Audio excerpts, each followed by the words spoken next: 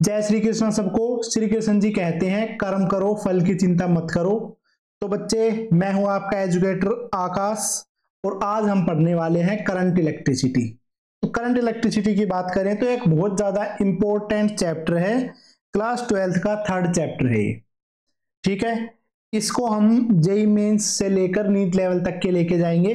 JEE mains और NEET level तक का रहेगा और बिल्कुल बेसिक लेवल से उसको उठाएंगे, बिल्कुल जीरो लेवल से। तो इतना ज्यादा इंपॉर्टेंट है। नीट में अगर बात करें तो 4 से 5 क्वेश्चन आना कंपलसरी है इसका। ठीक है, और जेई मेंस में बात करें तो हर शिफ्ट में 2-3 क्वेश्चन आते ही आते हैं।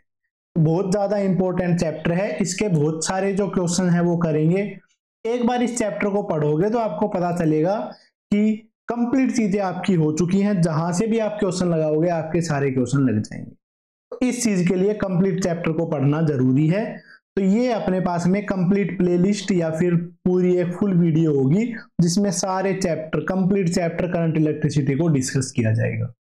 इतनी अच्छी वीडियो यूट्यूब पे आपको कहीं नहीं मिलने वाली। सबसे बढ़िया तरीके से पढ़ाया जाएगा, सबसे अच्छी तरीके से पढ़ाया जाएगा। तो इस चैप्टर में हम पढ़ने वाले हैं, देखो सबसे पहले तो करंट और इलेक्ट्रिसिटी। इलेक्ट्रिसिटी का बेसिकली मतलब हो जाता है चार्ज और करंट का मतलब है चार्ज को ही फ्लो करना। तो यहाँ पे चार्ज के फ्लो करने से जो करंट बनता है उन सब के बारे में पढ़ने वाले हैं। उससे क्या क्या इफेक्ट होता है, रेजिस्टेंस में वो किस तरीके से मूव करता है, कैसे चार्ज मूव करते हैं, क्या रेजिस्टेंस होता है, क्या अपने पास में पावर होती है, कौन कौन सी डिवाइस है जिनको इनके मेजरमेंट में यूज करते हैं। ये सारी की सारी चीजें आपको इस चैप्टर के एंड होते होते तक कंप्लीट हो जाएंगी। वो ही चीज हम स्टार्ट करने वाले हैं अपना चैप्टर करंट इलेक्ट्रिसिटी में। तो चलिए स्टार्ट करते हैं बेटा। सबसे पहला जो इसका टॉपिक है वो है इलेक्ट्रिक करंट। सबसे पहली जो चीज इसमें पढ़ने वाले हैं वो क्या ही है बेटा, इलेक्ट्रिक करंट। कि भाई करंट क्या होता है। करंट को जनरली बेटा आई से लिख दिया जाता है। ठीक है, ऐसा फिक्स नहीं है कि आई से ही लिखेंगे, कैपिटल आई से भी लिख देते हैं कई बार, या सिर्फ स्मॉल आई से भी लिख देते हैं। तो बच्चे मेरे करंट को समझाता हूं। देखो अपने पास में मान लेते हैं एक रीजन है। ठीक है, अब तक क्लास 9th में हम क्या पढ़ते हुए आए हैं करंट के बारे में, वहां से स्टार्ट करते हैं। क्लास 9th तक बेटा हम ये पढ़ते हुए आए हैं कि कोई भी अगर चार्ज मोशन में है मतलब उसका करंट है। ठीक है, क्लास 9th या 10th में आता था ये।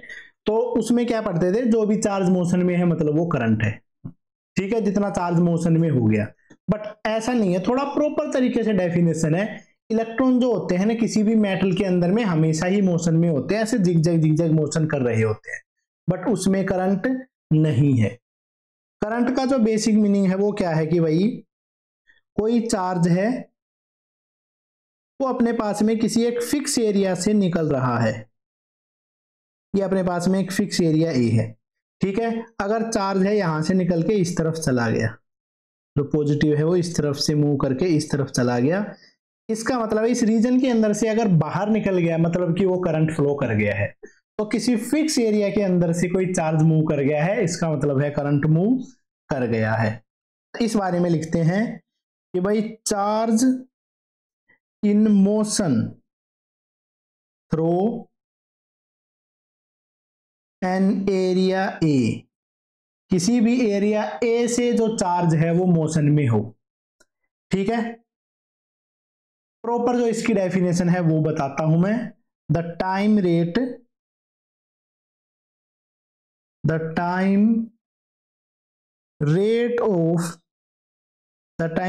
Eight which A charge flow through an area is defined as electric current. ठीक है, तो जो टाइम रेट ऑफ फ्लो है उसको डिफाइन किया जाता है इलेक्ट्रिक करंट। ओके, एक सेकंड रुकना, मैं वेबकैम को एडजस्ट कर देता हूं भाई। मैं नहीं चाहता कि ज्यादा स्पेस में घेरूं, मतलब कि मेरा फेस इसमें आ जाएगा ना, तो उससे ज्यादा नहीं दिख पाएगा। ठीक है, जो टाइम रेट है जिसपे अपने पास में कोई भी चार्ज फ्लो करता है उसको बोला जाता है इलेक्ट्रिक करंट। इलेक्ट्रिक करंट की बेटा वही डायरेक्शन होती है जो पॉजिटिव चार्ज के मोशन की डायरेक्शन है। इसका मतलब है इस डायरेक्शन में करंट फ्लो कर रहा है इस डायग्राम में। ठीक है, the direction of current is direction in which A positive charge flow. जिस डायरेक्शन में कोई पॉजिटिव चार्ज फ्लो करता है उसी डायरेक्शन में इलेक्ट्रिक करंट होता है। अगर बेटा करंट की बात करें तो करंट का जो एवरेज करंट है वो लिखते हैं पहले तो। करंट की बेटा एवरेज वैल्यू कैसे डिफाइन किया जाएगा? Charge flow upon time taken, rate of flow of charge time flow rate है। चलो बहुत रेट बात सही है। इधर पे जो डेल्टा क्यू है वो है टोटल चार्ज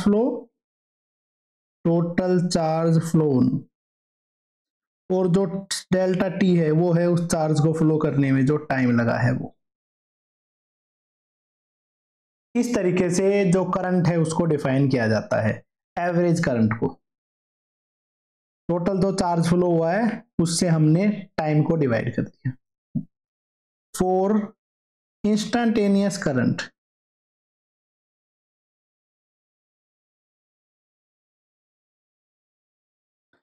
इंस्टेंटेनियस करंट को देखो कैसे डिफाइन किया जाता है। इंस्टेंटेनियस करंट को डिफाइन करेंगे जो बहुत छोटे से टाइम ऑफ इंस्टेंट पे कितना सा करंट फ्लो किया है, कितना सा चार्ज फ्लो किया है, उसको टाइम से डिवाइड कर देंगे।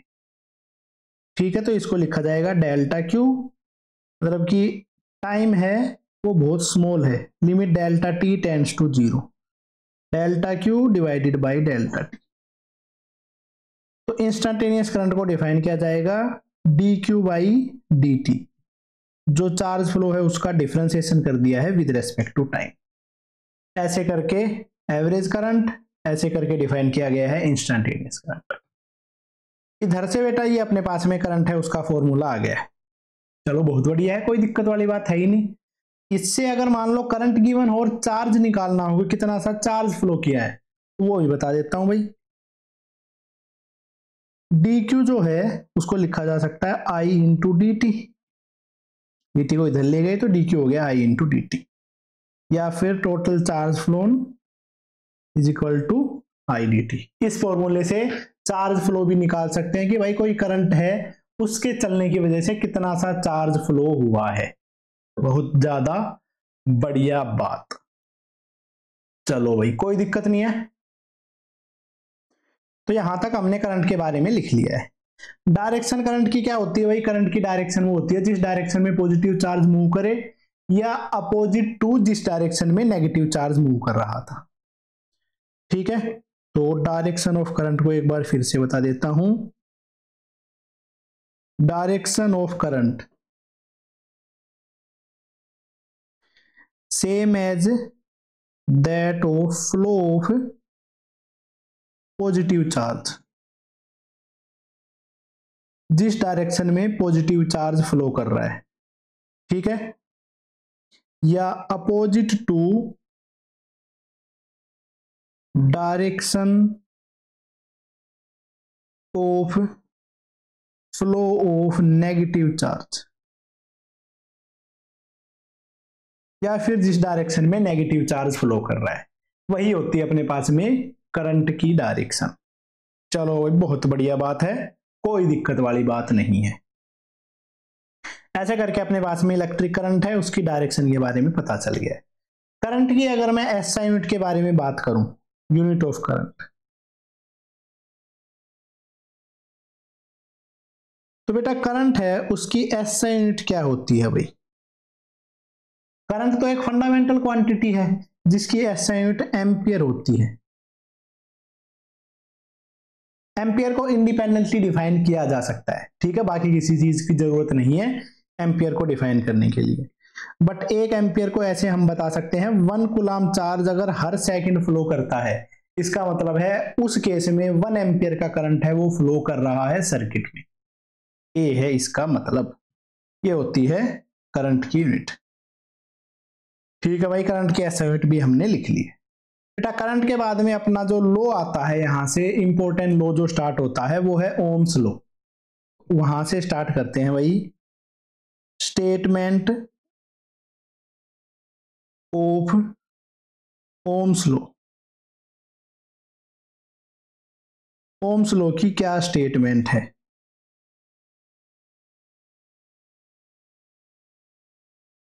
ओम्स लॉ क्या बताया जाता है वो चीज लिखते हैं बेटा। ओम्स लॉ क्या बता रहा था भाई कि कोई भी अपने पास में कंडक्टर है, उसके अक्रॉस हम जितना ज्यादा पोटेंशियल डिफरेंस लगाएंगे उतना ही ज्यादा उसमें से करंट फ्लो करेगा। सिंपल सा लॉजिक है, इतना ही होता है Ohm's law. The electric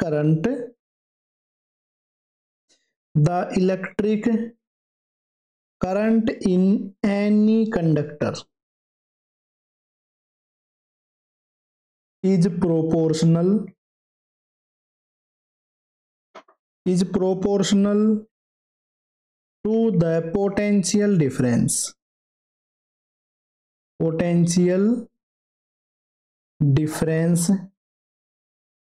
between its ends। कोई भी कंडक्टर है उसमें से जो करंट फ्लो करेगा वो डायरेक्टली प्रोपोर्शनल होता है उसके एंड्स के जो पोटेंशियल डिफरेंस है उस पे। ठीक है, keeping other factor remaining constant. बाकी सारे के सारे फैक्टर हैं उनको कांस्टेंट लग के चलना पड़ेगा, जैसे टेम्परेचर, ये सब इन पे डिपेंडेंसी नहीं होनी चाहिए। ठीक है, तो इस केस में क्या है कि भाई करंट है किसी भी सर्किट में जो फ्लो करेगा डायरेक्टली प्रोपोर्शनल होता है पोटेंशियल डिफरेंस के। ठीक है, इसके अंदर में जो प्रोपोर्शनलिटी कांस्टेंट है उसको लिखा जाता है 1/r इंटू डेल्टा वी। ठीक है, यहां से अपने पास में इसको रीअरेंज करके भी लिखा जा सकता है, delta V is equal to I R या V is equal to I R, ऐसे भी लिखा जा सकता है। यहाँ पे ये फॉर्मूला था बेटा, बाकी चीजें ही इनको लिखेंगे बाद में। ये फॉर्मूला था अपने पास में, ओम्स की जो स्टेटमेंट है वो क्या है, करंट उतना ज्यादा फ्लो करेगा जितना ज्यादा पोटेंशियल डिफरेंस होगा। ठीक है, जो 1/r है इसका नाम होता है कंडक्टेंस, और जो r है इसका नाम होता है रेजिस्टेंस। जितनी ज्यादा कंडक्टेंस होगी उतना ही ज्यादा करंट फ्लो करेगा, और जितना ज्यादा रेजिस्टेंस होगा उसको उतना ही कम करंट फ्लो करेगा। Here 1/r is proportionality constant known as conductance. इसको बोला जाता है बेटा कंडक्टेंस। ठीक है, और जो R है इसको बोला जाता है resistance. R is known as resistance. ऐसा अपने पास में है करंट का फ्लो जो कि रहता है। ठीक है, और किसी भी ओमिक डिवाइस के लिए, ऐसा डिवाइस जो ओम्स लॉ फॉलो करेगा, उस डिवाइस के लिए फॉर एनी ओमिक डिवाइस जो रेजिस्टेंस है उसको डिफाइन किया जाता है, resistance is equal to rho L by A. समझाया तो ऐसे जाता है, resistance is directly proportional to length, inversely proportional to area, वो सारी चीजें हमें पता ही है, तो उन सब की चीजों के बारे में नहीं लिखते हैं, क्लास 10th में वो सब किया करते थे, तो उसका ज्यादा कोई सेंस है नहीं। इसलिए किसी भी ओमिक डिवाइस के लिए जो रेजिस्टेंस है ना उसको डिफाइन किया जाएगा रो एल बाई ए। वाला फॉर्मूला ऐसे आता है, रेजिस्टेंस लेंथ के डायरेक्टली प्रोपोर्शनल है, जितनी ज्यादा लेंथ होगी कंडक्टर की उतना ही कम करंट फ्लो करेगा। इनवर्सली प्रोपोर्शनल टू एरिया, जितना ज्यादा एरिया होगा उतना ही करंट ज्यादा होगा। ठीक है, तो इस तरीके से करके वो चीज हम लिख देते हैं, छोड़ो उसको। ठीक है, प्रोपोर्शनलिटी कांस्टेंट आ जाता है फिर उसमें रो। इधर पे जो रो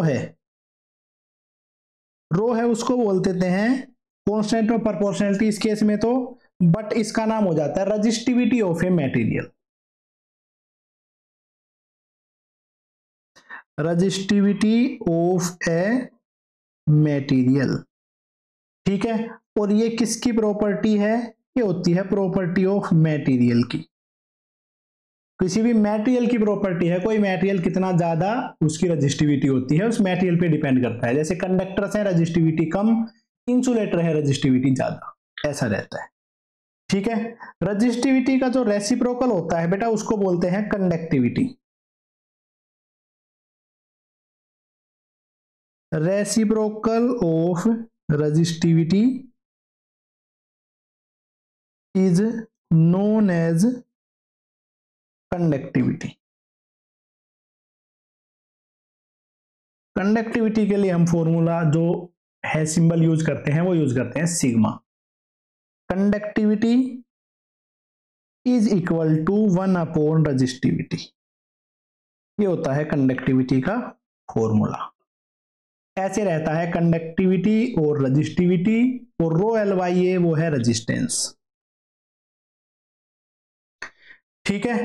ये अपने पास में किसी मेटेरियल की प्रॉपर्टी है भाई, दिखाई दे रहा है resistivity.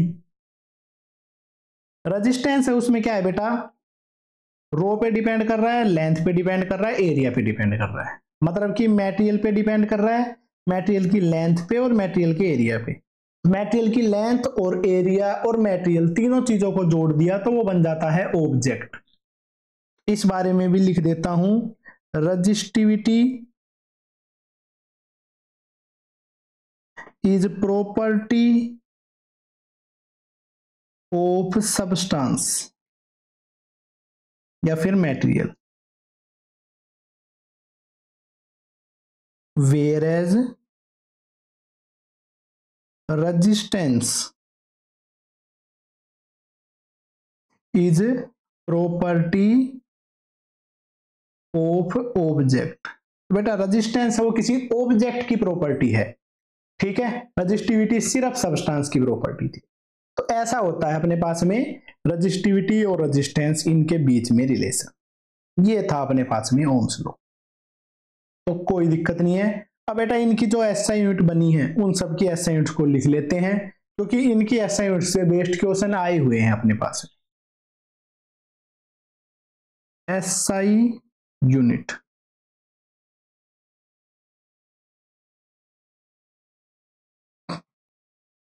SI unit of resistance is, SI unit और रेजिस्टेंस की है उसकी वैल्यू होती है, उसका नाम होता है ओम्स या ओम, और इसका सिंबल इस तरीके से रहता है। इसका जो कलर है ना नॉर्मल जैसा ही कर लेता हूं भाई। एसआई यूनिट ऑफ रेजिस्टेंस है उसका होता है ओम, ठीक है। एक ओम का मतलब होता है 1 वोल्ट पर एम्पियर, इसका मतलब है 1 ओम, ठीक है भाई। रेजिस्टेंस का जो रेसिप्रोकल होता है उसको कंडक्टेंस बोल देते हैं। तो SI unit of conductance is ohm inverse, ठीक है। या इसको बोल देते हैं MHO, जो ओम लिखा था ना उसको ही लास्ट से स्टार्ट करके MHO, ठीक है। या फिर इसको बोल देते हैं साइमन, ठीक है। और इसका जो सिंबल है वो ये यूज कर लेते हैं, ओम का इनवर्स। ये है भाई कंडक्टेंस। कंडक्टेंस है रेजिस्टेंस का reciprocal. Conductance is equal to reciprocal of resistance. सिर्फ ये चीज पूछी हुई है नीट में, बताओ, ठीक है। तो याद रखना इस चीज को भी। चलो भाई, रेजिस्टेंस और कंडक्टेंस की यूनिट है वो लिख दी। नेक्स्ट लिख रहा हूं SI unit of resistivity. Resistivity तो ये थी रो एल बाई ए, बेटा रो लेंथ है मीटर में, ये है मीटर स्क्वायर में, तो मीटर से मीटर स्क्वायर कैंसिल हो गया, 1 मीटर इधर चला गया, तो रजिस्टिविटी की यूनिट हो जाती है ओम मीटर, इज ओम मीटर। ऐसे इसकी यूनिट को लिखा जाता है। ऐसे ही कंडक्टिविटी की भी ऐसे यूनिट लिख सकते हैं। So SI unit of conductivity is ohm inverse और मीटर इनवर्स या siemens meter inverse. Ohm inverse और मीटर इनवर्स या साइमन मीटर इनवर्स या मो मीटर इनवर्स, ऐसा यूज कर सकते हैं। तो ये सब के सब इनकी एसआई यूनिट्स आ गई हैं। इनके एसआई यूनिट्स पे भी बेस्ड क्वेश्चन आ सकता है भाई, इतने इजी क्वेश्चन आए हुए हैं इसलिए बता दिया है। ठीक है भाई, कोई दिक्कत नहीं है हमें तो। अब अगला स्टेप आ जाता है बेटा इस पे बेस्ड क्वेश्चंस करने का, तो इस पे बेस्ड जो क्वेश्चंस है वो करते हैं। ये है बेटा अपना first question, charge Q passing through a cross section of an conductor at an instant is given by, जो चार्ज है उसका इस तरीके से फॉर्मूला है, t है सेकंड में, current through the conductor at t is equal to 1, t is equal to 1 पे जो कंडक्टर है उससे पास होता हुआ करंट बताना है भाई। इसका मतलब बेटा 1 सेकंड पे करंट बताना है, तो कौन सा करंट बता सकते हैं भाई, इंस्टेंटेनियस करंट। और इंस्टेंटेनियस करंट कैसे निकाला जाता है, dq बाई dt। इसका डिफरेंशिएशन करेंगे 0.5 टी स्क्वायर का डिफरेंशिएशन 2t और t का डिफरेंशिएशन 1, तो इसका आंसर हो जाता है t प्लस 1। 0.5 से 2 को मल्टीप्लाई किया तो बन गया 1, बहुत बढ़िया। तो ये हो जाता है t प्लस 1, टाइम की वैल्यू पुट कर देते हैं 1, तो क्या आंसर आ जाता है 1 प्लस 1 मतलब कि 2 एम्पियर। इंस्टेंटेनियस करंट को निकालने का ये तरीका होता है भाई। इसके बाद करते हैं बेटे नेक्स्ट क्वेश्चन। ये है मेरे बच्चे next question, the amount of charge passing time t through a cross section wire is this. t time में जो अपने पास में चार्ज पास होता है उसके लिए जो यूनिट है वो ये। ठीक है, डायमेंशन फॉर्मूला बताना है a b और c का। ले तो बेटा बता देते हैं। बेटा q की जो डायमेंशन है वही at स्क्वायर की होगी, वही bt की और वही c की। at स्क्वायर की डायमेंशन q के जैसी ही है, bt की डायमेंशन भी भाई वही है जो चार्ज की है, और c की डायमेंशन भी वही है जो चार्ज की है। a की डायमेंशन वही है जो चार्ज अपॉन टाइम की है। चार्ज अपॉन टाइम की डायमेंशन होती है करंट, और करंट को मैं लिख देता हूं I से, I t की पावर -1। a की डायमेंशन ये आ गई है। b की डायमेंशन निकालते हैं q upon t, charge upon time तो वही करंट होता है, तो इसकी डायमेंशन होगी I की पावर 1। और c की डायमेंशन है चार्ज वाली, चार्ज होता है करंट इनटू टाइम, तो I की पावर 1 t की पावर 1। ऐसे करके इन तीनों की जो डायमेंशन है वो आ गई है भाई। ठीक है, न्यूमेरिकल वैल्यू गिवन है भाई, a की है 5, b की है 3 और c की है 1। इसका मतलब क्या है भाई, तो क्यों है उसका फॉर्मूला बन चुका है 5t square plus 3t plus 1। Find value of current at t is equal to 5 second. Current की वैल्यू बतानी है। करंट क्या होता है भाई, dq बाई dt। इसका डिफरेंशिएशन करेंगे तो आ जाएगा 10t प्लस 3। कितने टाइम पे बताना है, 5 सेकेंड पे, तो 5 पुट कर देते हैं, 10 इंटू 5 प्लस 3 मतलब कि 53 एम्पियर। ये आ गई है करंट की इंस्टेंटेनियस वैल्यू। कोई दिक्कत नहीं है यहां तक, बिल्कुल सिंपल सा क्वेश्चन था, साधारण सा क्वेश्चन था। ये है बेटा question, charge through a cross section of conductor is given bye. Conductor से क्रॉस सेक्शन से जो चार्ज फ्लो कर रहा है वो ये है। इसमें हमें बताना है average current through the conductor in interval t is equal to 1 to 4 second. मतलब 2 सेकंड से 4 सेकंड के बीच में एवरेज करंट कितना फ्लो किया है वो बताना है। इंस्टेंटेनियस करंट के लिए डिफरेंशिएशन करना होता है, एवरेज करंट के लिए क्या करना होता है बेटा, charge flow upon time taken. तो इसको लिखा जाएगा charge at t is equal to t2 minus charge at t1 divided by t2 minus t1। Charge at 4 second minus charge at 2 second upon, तो टाइम लगा है वो 4 माइनस 2। बेटा 4 second तक कितना चार्ज फ्लो किया कर गया था वो पुट करने के लिए इस इक्वेशन में जो टाइम है उसकी जगह पे 4 पुट करना पड़ेगा। 5 into 4 square minus 2 into 4 minus 2 second तक में इसमें 2 पुट करना पड़ेगा। 5 इंटू 2 स्क्वेयर माइनस 2 इंटू 2 जो कि 4 ही बन गया, डिवाइडेड बाई 4 में से 2 घटाया तो 2। ये अपने पास में 5 इंटू 4 स्क्वायर 1280 बन जाता है, -8 -5 जो कि 20 -4 डिवाइडेड बाई 2। ठीक है, तो इसको क्या लिखा जा सकता है भाई, 1280 -8 -20 + 4 डिवाइडेड बाई 2। इसकी कैलकुलेशन सोल्व करते हैं तो आ जाता है 1256/2, जो कि आता है 628 एम्पियर। तो ये तरीका होता है बेटा अपने को एवरेज निकालने का। सही तो नहीं किया है मैंने, सही किया है ना? 5 इंटू 4 का स्क्वायर, ये बेटा थोड़ी सी गलत कैलकुलेशन कर दी, थोड़ा 85 80 होना था, 80 -8, यहां पे गलती हो गई ना। तो ये बन जाता है 80 -8 -20 + 4।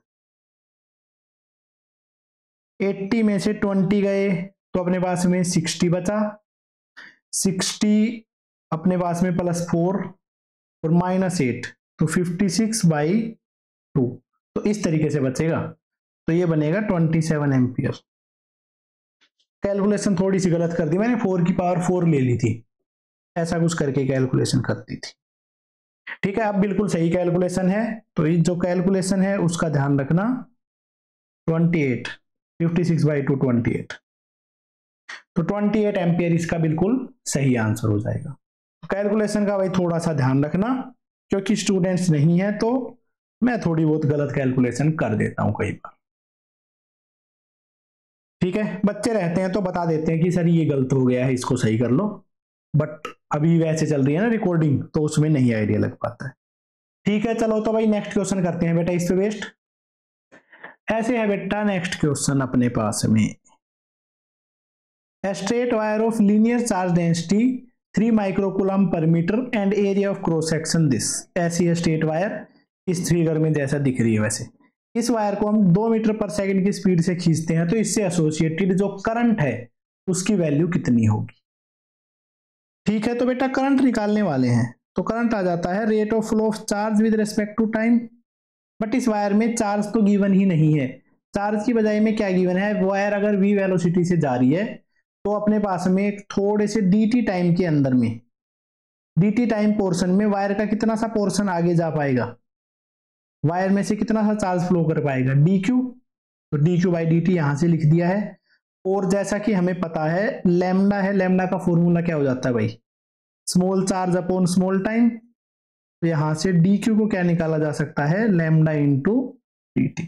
तो dq है उसकी जगह पे क्या लिख दिया, लैम्डा, एक सेकंड लिखना, dt नहीं, dt तो ठीक है यहां पे बेटा, लैम्डा का फॉर्मूला क्या होता है, dq/dx। Charge per unit length है, चार्ज पर यूनिट टाइम नहीं है, चार्ज पर यूनिट टाइम तो करंट ही होता है, dq/dx। तो यहां से जो dq है उसकी वैल्यू क्या हो जाती है, lambda into dx, lambda into dx upon dt। तो लैम्डा इंटू dx/dt। तो dt टाइम में जितना सा लेंथ इस वायर का आगे की तरफ बढ़ गया है वो है भाई dx। तो जितना length upon time, dx/dt velocity होती है, लैम्डा इंटू वेलोसिटी, वैसे आ गया।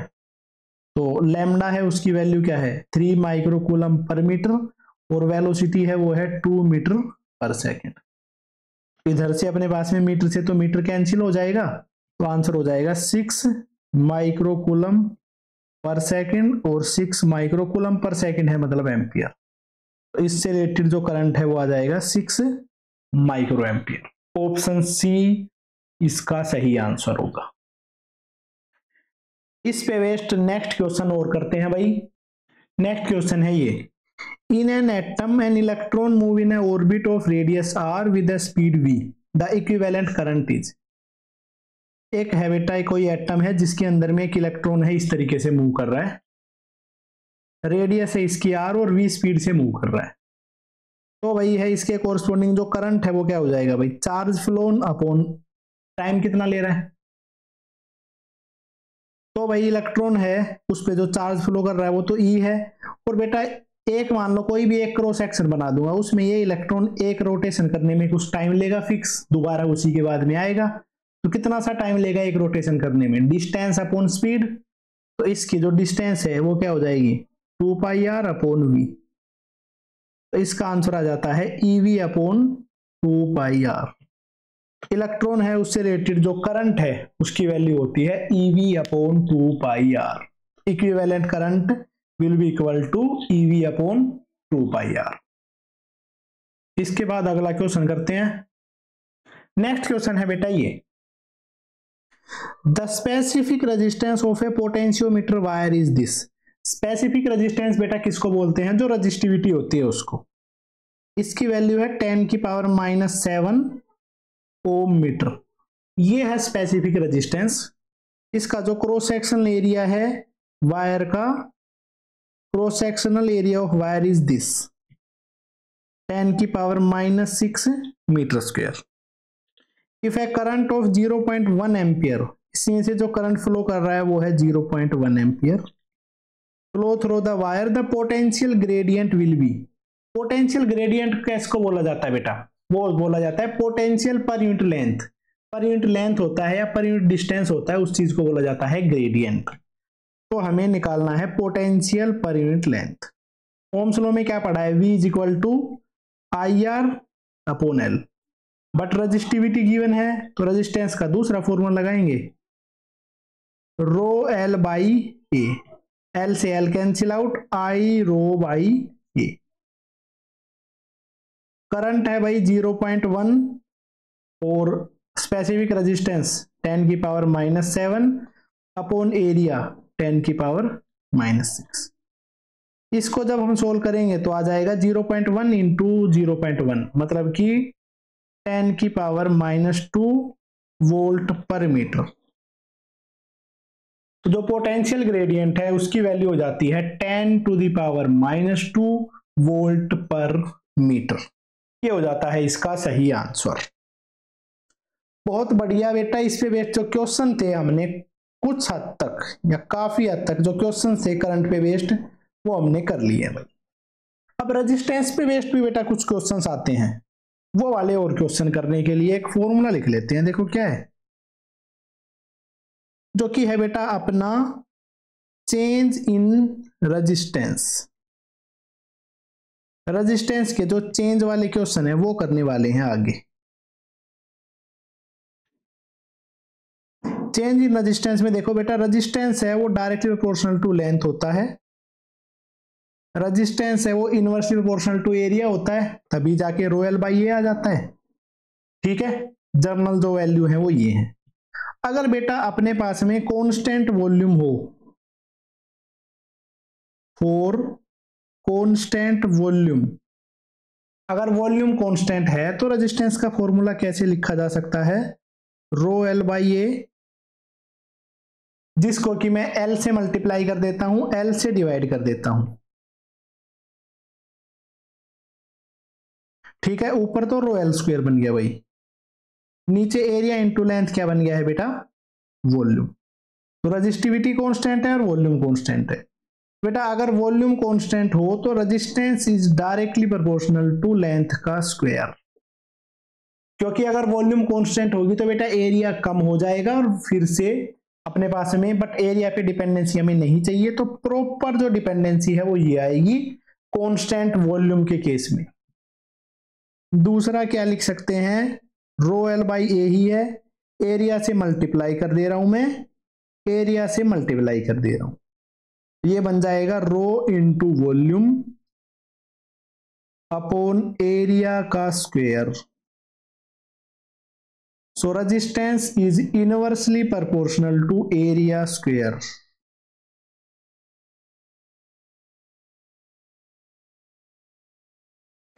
ठीक है, अगर कांस्टेंट वॉल्यूम हुई तो ये फॉर्मूले यूज करने हैं, rho is directly proportional to length square, rho is inversely proportional to area square.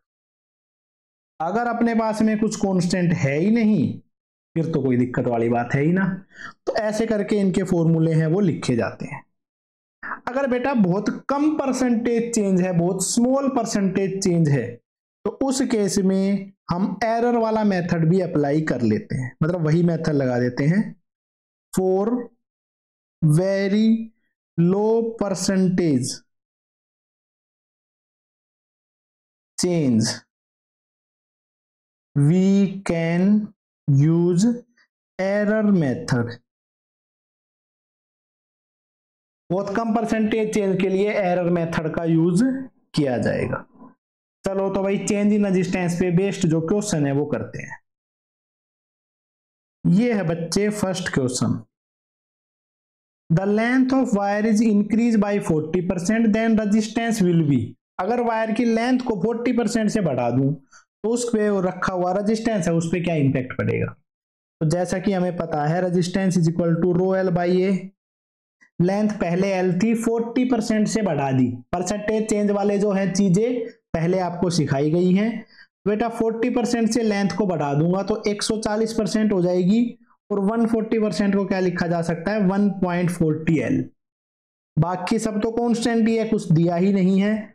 तो रेजिस्टेंस है वो तो लेंथ के डायरेक्टली प्रोपोर्शनल है, तो नया रेजिस्टेंस है वो क्या हो जाएगा रो 1.40 L बाई ए, मतलब कि 1.40 और जो बचा हुआ है उसको मैंने ऐसे लिख दिया रो एल बाई ए, मतलब कि 1.40 R हो जाता है। नया जो रेजिस्टेंस है वो क्या हो जाएगा 1.40 R। और कितने परसेंट से बढ़ा है तो भाई 40% से। तो ऐसे करके इस कंसेप्ट को यूज कर सकते हैं। सिंपल सिनेरियो में ये यूज रहेंगे। ठीक है, आगे क्वेश्चन देखो जिससे कि और चीजें भी क्लियर हो सके। नेक्स्ट जो क्वेश्चन है वो है ये।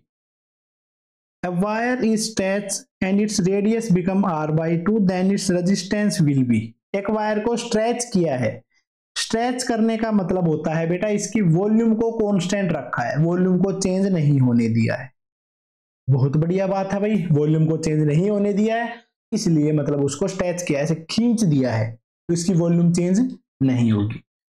तो इस केस में रेजिस्टेंस है उसका फॉर्मूला क्या हो जाएगा भाई रो एल बाई ए। ये नहीं लगाएंगे, एरिया पे डिपेंड करता है ना रेडियस, तो rho into area into length upon area square. ऊपर बन गया है rho into volume upon area square. मतलब resistance is inversely proportional to area square. और बेटा जो वायर है सिलेंड्रिकल होती है उसका जो एरिया ऑफ क्रॉस सेक्शन है वो क्या हो जाएगा पाई आर स्क्वायर का whole square. So resistance is inversely proportional to r की पावर 4। यहां से अपनी जो डिपेंडेंसी है वो आ गई है भाई, रेजिस्टेंस की जो रेडियस पे डिपेंडेंसी है वो आ गई है। अगर रेडियस को 1/2 किया तो रेजिस्टेंस हो जाएगा 2 की पावर 4 टाइम्स, क्योंकि उसके रेसिप्रोकल पे डिपेंड करता है। तो रेडियस अगर r/2 करी तो रेजिस्टेंस हो जाएगा 2 की पावर 4 टाइम्स। 2 की पावर 4 क्या होता है 16, तो रेजिस्टेंस है वो कितना हो जाएगा 16R। बहुत ज्यादा सही आंसर। इस तरीके से इसको कर सकते हैं। ऐसे क्वेश्चन बहुत सारे कर लिए हैं तो इसमें ज्यादा कुछ दिक्कत आने वाली बात नहीं है, बस रेजिस्टेंस पे जो डिपेंडेंसी है रेडियस की वो देखनी थी। चलो तो भाई नेक्स्ट क्वेश्चन करते हैं। नेक्स्ट जो क्वेश्चन है बच्चे वो है अपने पास में ये। A copper wire is stretched so as to increase its length by 0.2%। Copper wire को स्ट्रेच किया है, वॉल्यूम कांस्टेंट है जिसकी लेंथ को 0.2% से बढ़ा दिया है। परसेंटेज चेंज अपने पास में बहुत कम है तो एरर वाला फॉर्मूला यहां पे लगाया जा सकता है। ऐसा कोई क्वेश्चन हमने किया है क्या पहले? नहीं किया है भाई, तो इसको निकाल लेते हैं। रेजिस्टेंस है उसका फॉर्मूला क्या बन जाता है भाई रो एल बाई ए, बट अगर वॉल्यूम कांस्टेंट है तो ये नहीं लगाएंगे, ये लगाएंगे rho L square upon volume. ठीक है, तो अब देखो यहाँ पे रो और वॉल्यूम तो कांस्टेंट है तो क्या फॉर्मूला बन जाएगा आर की पावर 1 है तो 1 into delta r by r, length की पावर 2 है 2 into delta L by L. Resistance में परसेंटेज चेंज है वो निकालनी है, लेंथ में कितने परसेंटेज की चेंज है 0.2%, तो इसका आंसर आ जाएगा 0.4%। तो जो है इंक्रीज इन रेजिस्टेंस हो जाता है इसका आंसर 0.4%।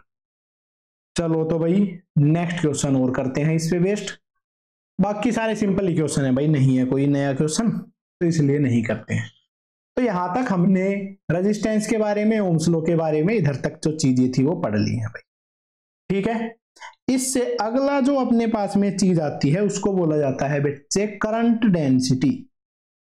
उसी के बारे में लिखने वाले हैं, करंट डेंसिटी। जे वेक्टर से लिखा जाता है। बेटा एक चीज का ध्यान रखना, जो अपने पास में करंट है वो एक स्केलर क्वांटिटी होता है, करंट एक वेक्टर क्वांटिटी नहीं है, करंट है एक स्केलर क्वांटिटी। स्केलर और वेक्टर्स में जब पढ़ाया है तो उस चीज में ये बता रखा है।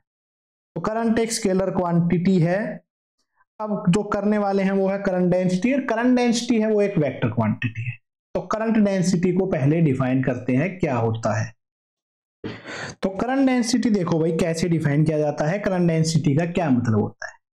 बेटा अगर हमें कोई एरिया मान लेते हैं, देखो इस तरीके से है कोई एरिया, ठीक है। एरिया एक वेक्टर क्वांटिटी है। इस एरिया से मतलब इस एरिया से करंट पास हो रहा है, ऐसे करके जो करंट है वो पास होता जा रहा है, इस एरिया से परपेंडिकुलरली जो करंट है वो पास हो रहा है, ठीक है। तो अगर मुझे किसी भी पॉइंट पे अगर करंट डेंसिटी लिखनी है तो उसका मतलब क्या है कि इस रीजन से पास होता हुआ करंट पर यूनिट एरिया, ठीक है। और जो करंट है वो अगर परपेंडिकुलर टू एरिया हो तब के केस में, तो उस केस में जो करंट पर यूनिट एरिया है उसको बोला जाएगा करंट डेंसिटी, ठीक है। लिखता हूं इसकी डेफिनेशन। तो current density is a point, या current density at a point is defined as the amount of current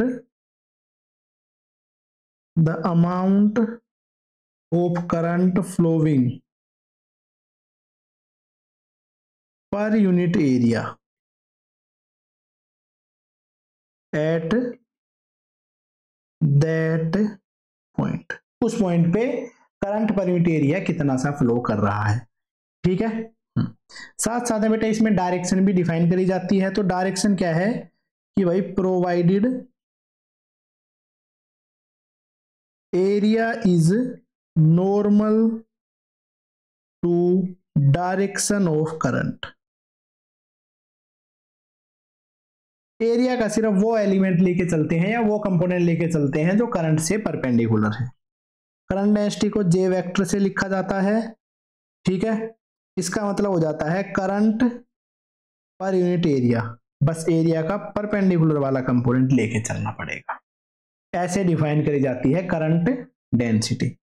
current density की जो एसआई यूनिट है वो क्या हो जाती है, एम्पियर पर मीटर स्क्वायर। ऐसे करके इसकी एसआई यूनिट डिफाइन करी जाती है। इसकी जो डायरेक्शन है वो वही होती है जिस डायरेक्शन में करंट फ्लो कर रहा है, ठीक है बेटा। चलो भाई बहुत बढ़िया। करंट डेंसिटी को भी दो तरीके से डिफाइन किया जाएगा, एक तो एवरेज करंट डेंसिटी, एक इंस्टेंटेनियस करंट डेंसिटी। तो सबसे पहले मैं लिख देता हूं average current density. Current density की average value current flown upon total area. बहुत बढ़िया है, परपेंडिकुलर वाला ही एरिया लेके चल रहे हैं। इसके अलावा अपने पास में ये तो एवरेज करंट डेंसिटी होगी। अगर इंस्टेंटेनियस करंट डेंसिटी लिखनी हो, current density at a point, किसी भी पॉइंट पे करंट डेंसिटी है, उस करंट डेंसिटी को डिफाइन किया जाएगा small area, small current upon small area. ऐसे इसको डिफाइन किया जाता है। इस चीज का ही यूज कर सकते हैं, ये एरिया का परपेंडिकुलर कंपोनेंट है। यहां से यूज करके डी को लिखा जा सकता है जे इंटू डी ए। जे और एरिया का परपेंडिकुलर कंपोनेंट, इसको डिफाइन किया जा सकता है जे और स्मॉल एरिया का डॉट प्रोडक्ट। इसका मतलब है करंट डेंसिटी से अगर करंट निकालेंगे तो उसको डिफाइन किया जाएगा जे डॉट डी ए। और कांस्टेंट करंट डेंसिटी या uniform current density, uniform current density. Uniform current density को डिफाइन करने के लिए करंट डेंसिटी का एरिया के साथ में डॉट प्रोडक्ट कर देना है। अगर वेरिएबल है, ठीक है, या नॉन यूनिफॉर्म है, तो उस केस में जे और डी ए का डॉट प्रोडक्ट करके उसका इंटीग्रेशन करेंगे। तो करंट डेंसिटी से हमें मेनली करंट ही कैलकुलेट करने होंगे बेटा। ऐसे करके इस करंट डेंसिटी को डिफाइन किया जाता है, ठीक है। तो ये है अपने पास में करंट डेंसिटी से करंट निकालने के फॉर्मूले, ये है अपने पास में करंट डेंसिटी के फॉर्मूले, ठीक है। किसी लार्ज रीजन पे एवरेज डिफाइन करी जाएगी, सिंपल एक छोटे से पॉइंट के लिए ऐसे डिफाइन किया जाए। क्लियर है ये बात? बहुत सिंपल सी बात है, कुछ भी इसमें मुश्किल जैसा नहीं है, ठीक है। इन कंडक्टर्स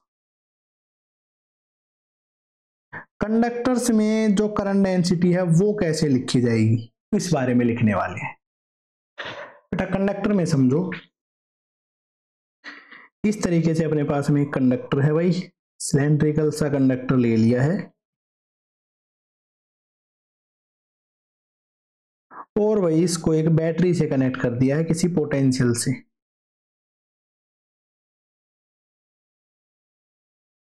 अगर किसी बैटरी से कनेक्ट किया है, इसका मतलब क्या है कि इस तरफ का पोटेंशियल पॉजिटिव है, इस तरफ का नेगेटिव है। इस तरफ पॉजिटिव मतलब इस तरफ का पॉजिटिव पोटेंशियल, इस तरफ का नेगेटिव पोटेंशियल।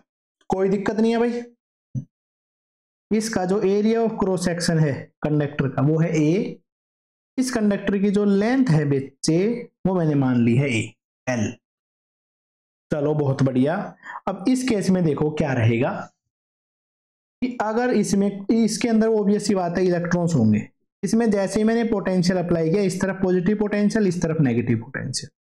इसका मतलब है इसके अंदर में एक इलेक्ट्रिक फील्ड का सेटअप हो गया हायर पोटेंशियल से लोअर पोटेंशियल। इसके अंदर में इस तरीके से इलेक्ट्रिक फील्ड आ गया है। अगर ऐसे इलेक्ट्रिक फील्ड आ गया है तो इलेक्ट्रॉन्स है वो थोड़ा थोड़ा मूव करना स्टार्ट कर देंगे इस अपने पास में इलेक्ट्रिक फील्ड से अपोजिट डायरेक्शन में। तो ऐसा करके इलेक्ट्रॉन है वो थोड़ा थोड़ा थोड़ा थोड़ा चलना स्टार्ट कर चुके हैं इस डायरेक्शन में, ठीक है। तो भाई इलेक्ट्रॉन अगर इस डायरेक्शन में जा रहा है, नेगेटिव चार्ज इस डायरेक्शन में जा रहा है, इसका मतलब है करंट इस डायरेक्शन में जा रहा होगा। और जिस डायरेक्शन में करंट जा रहा है उसी डायरेक्शन में क्या माना जाता है, करंट डेंसिटी। करंट तो स्केलर है बट करंट डेंसिटी एक वेक्टर क्वांटिटी है। बहुत बढ़िया। तो कंडक्टर में जो करंट डेंसिटी है उसको मैं लिखता हूं, स्केलर की टर्म्स में लिखते हैं। इससे फ्लो करता हुआ करंट और उससे परपेंडिकुलर वाला एरिया। करंट आई फ्लो कर रहा है, इससे परपेंडिकुलर क्रॉस सेक्शन एरिया है वो ये। करंट की वैल्यू क्या लिखी जा सकती है बेटा, इसके अक्रॉस का पोटेंशियल डिफरेंस जो कि बैटरी ने सप्लाई किया था V into R, V upon R into A. Ohm's law से करंट की वैल्यू आ गई है V upon R. V resistance है उसको लिखा जा सकता है rho L by A into A से A cancel out, potential upon rho into L. Potential upon length, तो यहां पे है पोटेंशियल और लेंथ। पोटेंशियल ग्रेडियंट इसको बोला जाता है। पोटेंशियल पर यूनिट लेंथ मतलब कि इलेक्ट्रिक फील्ड की बात हो रही है, इलेक्ट्रिक फील्ड। और 1 अपॉन रो, 1 अपॉन रेजिस्टिविटी, उसको लिखा जा सकता है कंडक्टिविटी। तो इसका यूज करके सबको बराबर लेवल पे ले आता हूं भाई। पहले तो मैं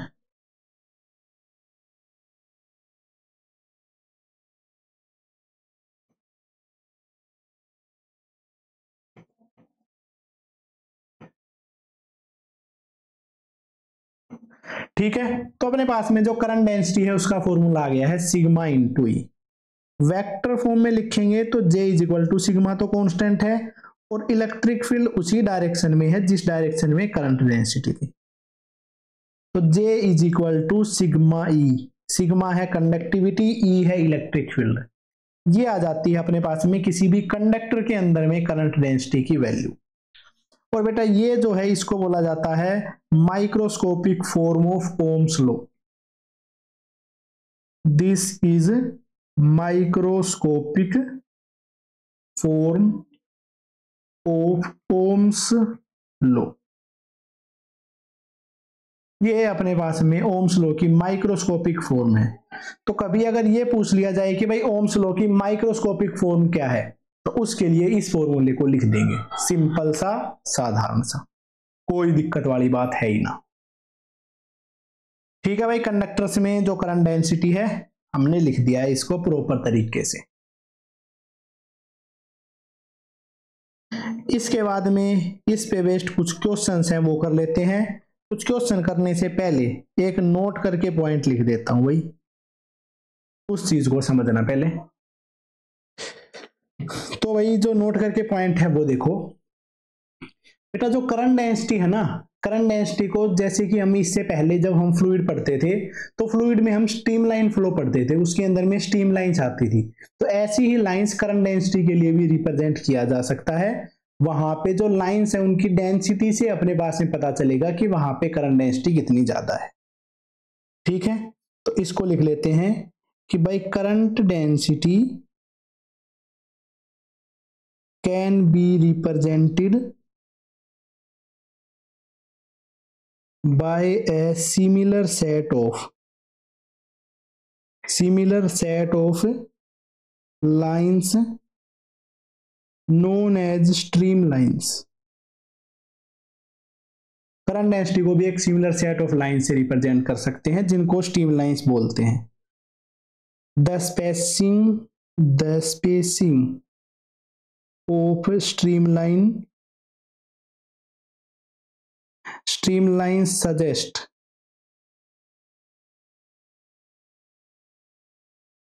value of current density। Streamlines की जो स्पेसिंग है वो रिप्रेजेंट कर रही होगी करंट डेंसिटी को। अगर स्ट्रीमलाइंस पास पास में है तो स्ट्रॉन्ग है करंट डेंसिटी, अगर स्ट्रीमलाइंस दूर दूर है तो करंट डेंसिटी कम है। ठीक है, narrower streamlines means more current density and spaced streamlines means less current density. ये करके बेटा एक पॉइंट आ जाता है। देखो जैसे कि हम पहले भी स्ट्रीम लाइन से उसको लिख चुके हैं, कोई एक पाइप थी जिसमें स्ट्रीम लाइंस इस तरीके से थी।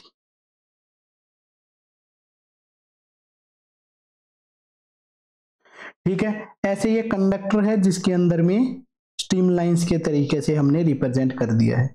जो कंडक्टर है राइट साइड से थोड़ा सा नैरो है, इधर से थोड़ा सा वाइड है। ठीक है, और कंडक्टर है जिसके अंदर में इधर से जितना करंट एंटर किया उतना ही करंट उधर से बाहर निकला है। भाई करंट तो सेम ही निकला है, इसका सिर्फ चेंज क्या है भाई, एरिया का, जितना ज्यादा एरिया उतनी ही कम करंट डेंसिटी, जितना कम एरिया उतनी ही ज्यादा करंट डेंसिटी। तो इसी तरीके से इस तरफ में जो करंट डेंसिटी है वो भाई कम है, इस तरफ जो करंट डेंसिटी है उसकी वैल्यू हाई। ऐसे रहता है अपने पास में करंट डेंसिटी का बिहेवियर, जिसको हम स्ट्रीम लाइन से भी रिप्रेजेंट कर पा रहे हैं। बहुत बढ़िया भाई। अब इस पे बेस्ड कुछ क्वेश्चंस हैं वो करते हैं। ये है अपने पास में question, current density J at an area A vector is this. ठीक है, एरिया गिवन है, करंट डेंसिटी गिवन है, the current through that area. तो देखो बेटा एरिया और करंट डेंसिटी दोनों ही कांस्टेंट है, तो इस केस में जो करंट है वो कैसे निकाला जाएगा, करंट डेंसिटी और एरिया का डॉट प्रोडक्ट कर देंगे। तो भाई आई कंपोनेंट की मल्टीप्लाई आई के साथ में, जे की मल्टीप्लाई जे के साथ, के की मल्टीप्लाई के साथ। ठीक है, इसमें आई कंपोनेंट है 2, इसमें तो आई कंपोनेंट है ही नहीं, तो 0 से मल्टीप्लाई कर दिया। 3j कैप की मल्टीप्लाई 3j कैप के साथ में तो 9, और k कैप की मल्टीप्लाई k कैप के साथ। ठीक है भाई, यूनिट है उनको एक्स्ट्रा लिख लेते हैं, mm स्क्वायर 10 की power 3 ampere per metre square. इस mm² को मीटर स्क्वायर में कन्वर्ट करना पड़ेगा, तो ये तो हो गया 9 और 10⁻³ वो अलग से आ गया। mm² है मतलब मिलीमीटर का स्क्वायर, मतलब 10⁻³ का स्क्वायर। तो अब ये बन जाएगा मीटर स्क्वायर SI यूनिट्स में, into ampere upon metre square. तो मीटर स्क्वायर से मीटर स्क्वायर कैंसिल आउट, तो ये बन जाता है 9 इंटू 10⁻³ इंटू 10⁻⁻6 एम्पियर। ओवरऑल बनेगा 9 इंटू 10⁻³ एम्पियर, मतलब कि 9 मिली एम्पियर। इसके कॉरस्पॉन्डिंग जो करंट है वो बन गया है 9 मिली एम्पियर। ऐसे बन जाता है इसका आंसर। बताओ क्या ही दिक्कत है? कोई दिक्कत नहीं है, तो अगला क्वेश्चन कर लेते हैं। नेक्स्ट जो क्वेश्चन है वो है ये, electric current is passing through a solid conductor PQ from P to Q। बेटा P से Q की तरफ में इलेक्ट्रिक करंट है वो जा रहा है, ठीक है। The current density at P and Q are in ratio. P और Q पे जो करंट डेंसिटी है उसका रेशियो क्या है? तो भाई पूरे कंडक्टर है उसके अंदर में जो करंट है वो तो कांस्टेंट रहेगा, बस करंट डेंसिटी है उसको बताना है। Current density is equal to current upon area. तो P पे जो करंट डेंसिटी है और Q पे जो करंट डेंसिटी है तो वो आ जाएगा Q का एरिया अपॉन P का एरिया। Q पे जो एरिया है बेटा R रेडियस है, तो एरिया क्या हो जाएगा पाई R स्क्वायर। यहाँ पे जो रेडियस है वो है 2R, तो इधर पे एरिया हो जाएगा पाई इंटू 2R का स्क्वायर। तो पाई से pi cancel out, R square से R स्क्वायर, क्या बच जाएगा 1/4। तो इसको क्या लिखा जा सकता है 1/4। तो सही आंसर हो जाता है 1/4। इतना सिंपल आंसर। इसके बाद करते हैं नेक्स्ट क्वेश्चन। नेक्स्ट क्वेश्चन है ये, A copper wire of length 10 meter and radius ये है 10⁻² upon √π has electrical resistance of 10 ohm. इसका इलेक्ट्रिकल रेजिस्टेंस 10 ओम है। The current density of wire for electric field strength is this. Current density हमें calculate करनी है और electric field given है, तो एक ही फॉर्मूला बचता है J is equal to sigma E. J निकालना है, सिग्मा नहीं पता है, E तो देखो पता है। चलो तो भाई सिग्मा निकालने के लिए ट्राई करते हैं। देखो बेटा लेंथ गिवन है, रेजिस्टेंस गिवन है, रेडियस गिवन है। तो रेजिस्टेंस का फॉर्मूला लगा लेते हैं। रेजिस्टेंस का फॉर्मूला हो जाता है 1/ρ L/A। हमें जो निकालना है वो है सिग्मा, तो इसको रो है उसको लेफ्ट में ले आए। 1/ρ is equal to L/R into A. 1/ρ ही सिग्मा होता है, लेंथ है उसकी वैल्यू है 10, जो रेजिस्टेंस है उसकी वैल्यू भी है 10, और जो एरिया है वो क्या होता है भाई, area is equal to pi R square. तो पाई इंटू इसका स्क्वायर 10⁻² अपॉन √π का स्क्वायर। तो 10 से 10 कैंसिल आउट, नीचे बचेगा पाई 10⁻⁴ अपॉन पाई।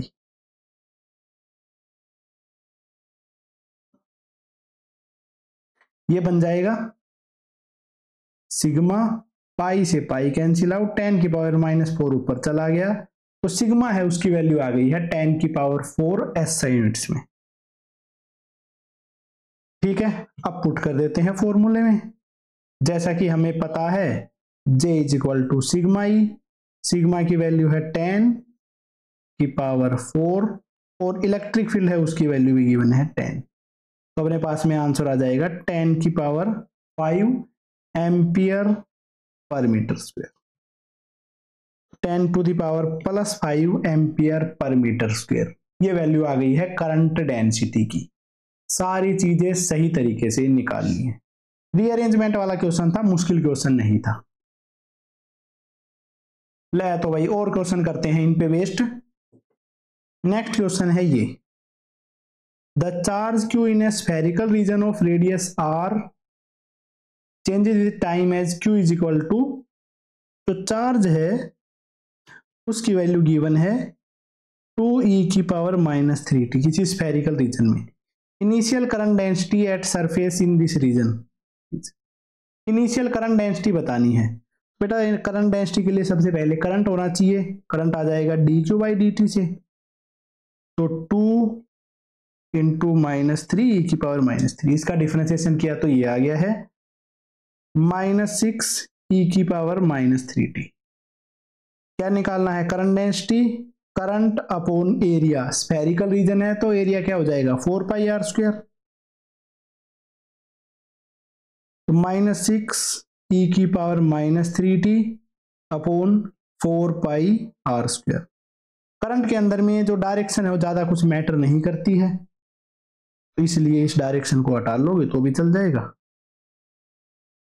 तो इसका आंसर बन जाता है 3/2 e की पावर -3t अपॉन πr²। ये इसका सही आंसर बन गया। अब बेटा देखो इनिशियल पूछा गया है, इनिशियल का मतलब है टाइम को भी जीरो पुट करना पड़ेगा, तो आंसर हो जाएगा 3/2πr²। टी की वैल्यू जीरो पुट करेंगे तो e की पावर 0 1 होता है, तो ये आंसर इसका बन जाएगा। तो इसका सही आंसर बन जाता है 3/2πr², 3/2πr²। फर्स्ट ऑप्शन है इसका करेक्ट आंसर है। तो इस तरीके से करंट डेंसिटी के जो क्वेश्चंस हैं वो खत्म हो जाते हैं।